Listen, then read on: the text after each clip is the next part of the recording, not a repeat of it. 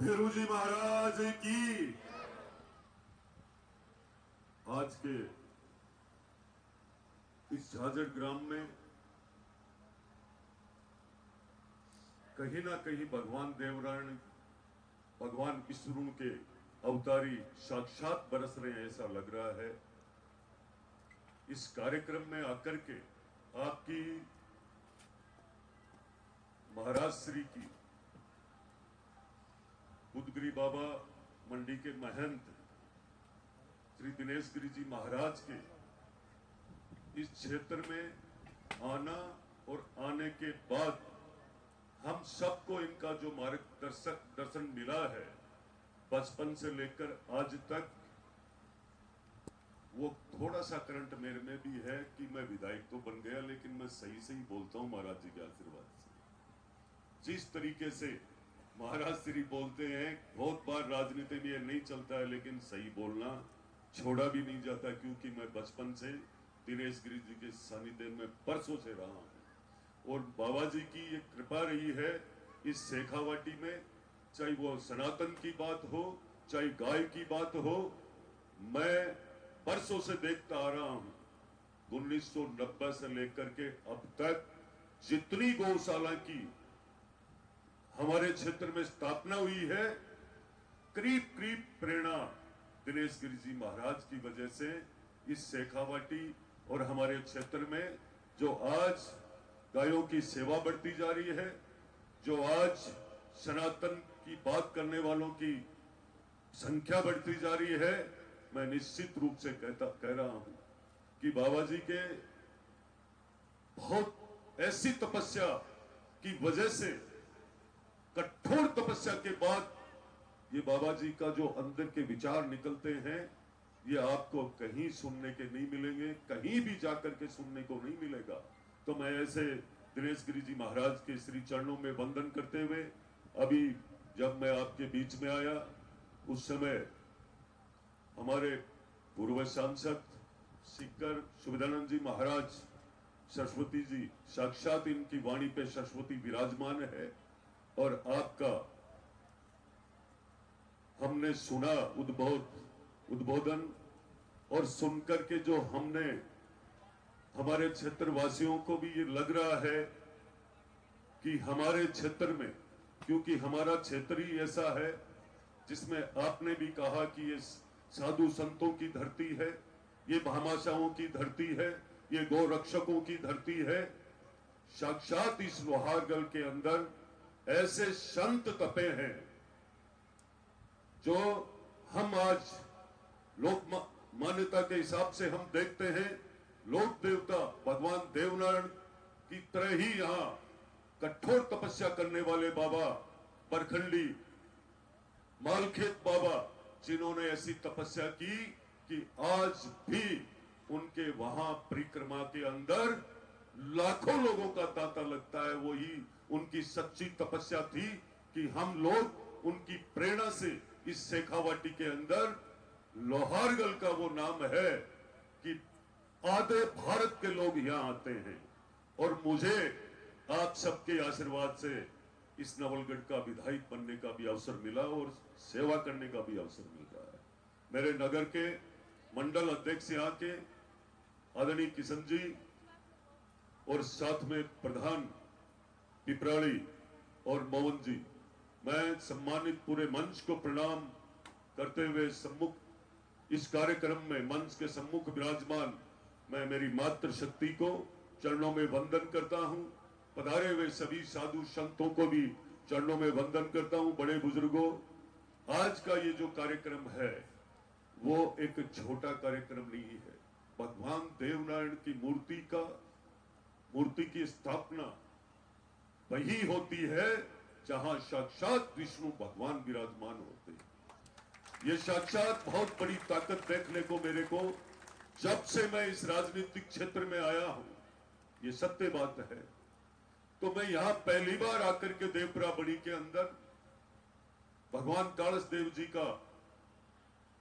Gate का एक उद्घाटन कार्यक्रम था और वहां केसर देव जी महाराज ने मुझे बुलाया। बुलाते बुलाते मैं देवनारायण जी के मंदिर तक पहुंचा और मुझे खूब प्रेरणा मिली, मुझे वो ताकत मिली भैरू जी के मंदिर में जाने की। मैं नाथ जी का शिष्य हूं और मैं भैरू और काली के बारे में बहुत ज्यादा जानता हूं। मेरे गुरु जी के तो साक्षात काली और भैरू झोली में ही रहते थे। तो ये भैरू बाबा भी, मैं कह रहा हूं ये बात, मैं इन मंदिरों में हर जगह मेरा रोज आने का कार्यक्रम रहता है। मैं महाराज श्री को ये विश्वास दिला रहा हूं आज के दिन, ये जो धर्म निभाने वाला गुर्जर समाज अब भैरू जी के प्रसाद के नजदीक नहीं जाता है। छोटे छोटे बच्चे भी कोठिया बन रहे हैं और भगवान देवनारायण के चरित्र के ऊपर बताए हुए, उनके अनुसार बताए हुए मार्ग को का अनुसरण करके और वो गोठिए सिर्फ तपस्या कर रहे हैं। आप देखिए उनका करंट आने वाले समय में उस भक्ति से, उस शक्ति से, जैसे देवनारायण जी ने गाय की रक्षा की, कमजोर की,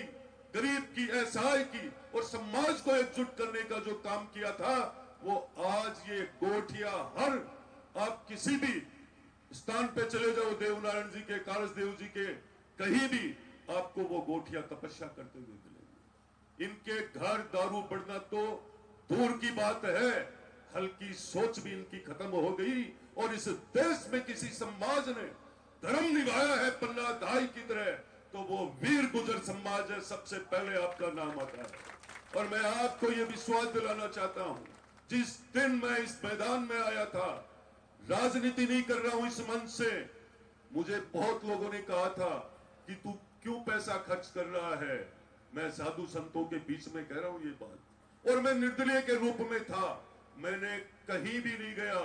मैंने एक भी मंदिर नहीं छोड़ा, वो चाहे देवनारायण जी का हो, चाहे कारसदेव जी का हो, चाहे हीरामल जी का हो, चाहे हनुमान जी का हो, चाहे राम जी का हो। मैंने ऐसे करते करते करते मैं निर्दलीय चुनाव लड़ा और इतने भंडारे हुए,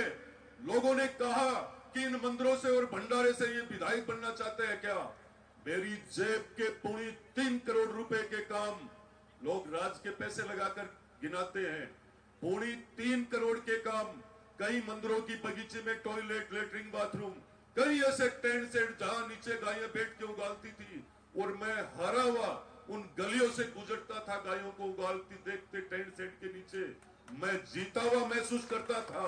और आज वही कारण है कि मैं गौ माता की सेवा के लिए निरंतर लगा रहता हूं, और गौ माता की सेवा नहीं, मैं मेरा पूरा धर्म निभा रहा हूं। किसी गरीब के परिवार के कोई एक्सीडेंट में खत्म होता है, मेरी जेब से पैसा देने जाता हूं, हो सकता है घर से घर नहीं चलता होगा, फिर मेरे स्वभाव में है कि मैं जितनी मेरे से मदद हो उतनी करूं। और मैं इन्हीं देवताओं के बताए हुए मार्ग पर चल रहा हूं, भ्रष्टाचार करने वाले को नजदीक नहीं बिठाता हूं, ना करता हूं। और गौ सेवा बचपन से मेरे खून में है, और गौ सेवा के लिए अभी महाराज श्री ने जो आदेश दिया है, मैं आपके लिए मेरे खुद के कोटे से नहीं, मेरे खुद की जेब से यहाँ गौशाला के लिए मदद करने के लिए तैयार खड़ा हूं। कोई भावुकता में नहीं कह रहा हूं, जब तक गाय जिंदी है तब तक हमारा सनातन जिंदा है, और सनातन की वजह है कि आज देश दुनिया का सिरमौर बनता जा रहा है। आज हम लोगों ने जो कड़ी से कड़ी जोड़ी है, वो टाइम निकल गया था।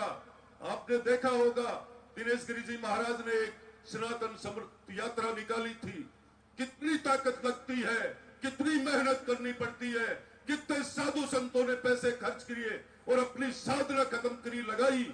उसका क्या कारण था? सिर्फ इस देश की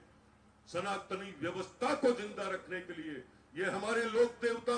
जितने भी लोक देवता हुए, उन्होंने गायों की समाज के लिए अब लड़ते लड़ते अपने प्राणों की आहुति दी, जिन्हें आज हम देवनारायण जी के रूप में जानते हैं, जिन्हें आज गोगा जी के रूप में जानते हैं, जिन्हें आज हम तेजा जी के रूप में जानते हैं, जिन्हें आज हम दामो जी के रूप में जानते हैं। तो हमें यह तय करना चाहिए कि हमारी पीढ़ी को